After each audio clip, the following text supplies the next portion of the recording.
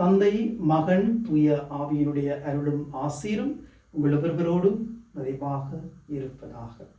இன்றைய நாளிலே அன்னையாம் திரு அவையானது புனிதர்களான கொர்நேலியு, சிப்ரியான் ஆகியோருடைய நினைவு நாளை கொண்டாடுகின்றது. இருவருமே இறைவனுக்காக மறைசாட்சிகளாக மரித்தவர்கள். இவருடைய விசுவாசம் நிறைந்த வாழ்க்கை இறைவன் மீது மற்றற்ற பற்றையும் அன்பையும் உருவாக்கியது. இறைவனிலே அன்பின் நிமித்தம் அவர்கள் துன்புறுத்தப்பட்டார்கள். இறைவன் மீது கொண்ட நம்பிக்கையின் நிமித்தம் அந்த துன்புறுத்தல்களை ஏற்றுக்கொண்டார்கள். ஈற்றிலே இறைவனுக்காக தன்னுடைய உயிர்களையே அர்ப்பணம் செய்தார்கள்.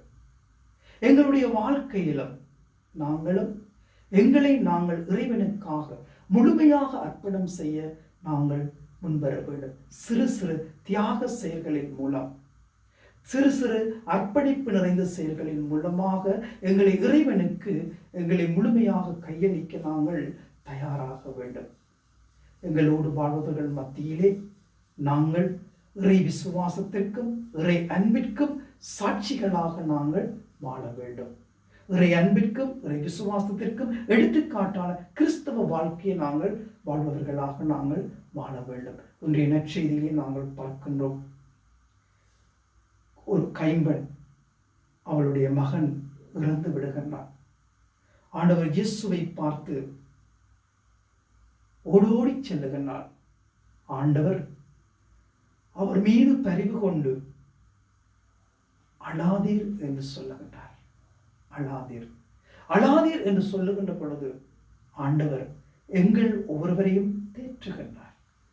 எங்களுக்குள்ளே கவலைகள் இருக்கலாம், கஷ்டங்கள் இருக்கலாம், வேதனைகள் இருக்கலாம், துன்பங்கள் இருக்கலாம், இவருக்கு சொல்ல முடியாத துயர்களாக இருக்கலாம். எல்லாவற்றையும் ஆண்டவர் அறிந்து எங்கள் ஒவ்வொருவரையும் தேற்றுபவராக இருக்கின்றார். இவ்வாறு அந்த கைப்பெண்ணுடைய மனதை அறிந்து அவளை தேற்றி மகனுடைய இறந்து போன மகனுக்கு உயிர் கொடுத்து மீண்டும் அவர் அவளுடைய மகனை மகனாக அவளுக்கு கொடுக்கின்றார். ஆகவேதான் நாங்கள் நம்பிக்கை நிறைந்த வாழ்க்கையோடு கிறிஸ்துவோடு பயணமாக வேண்டும். ஏனென்றால் கிறிஸ்து எங்கள் ஒவ்வொருவரையும் தேற்றுகின்றார், அரவணைக்கின்றார், தொலைந்து போனதை மீண்டும் எங்களுக்கு மீட்டு தருகின்றார்.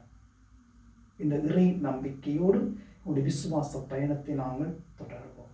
எல்லாம் வல்ல இறைவனோடு நாங்கள் பயணிக்க தயாராகின்ற நாங்கள் அன்னிமரி மூலமாக இறை நம்பிக்கையாளர்களாக நாங்கள் வாழ ஒரு மாற்றம் பெறுவோம். எல்லாம் வல்ல இறைவன் தந்தை, மகன், தூய ஆவிகள் அனைவரையும் விரைவாக ஆசீர்வதிப்பாராக.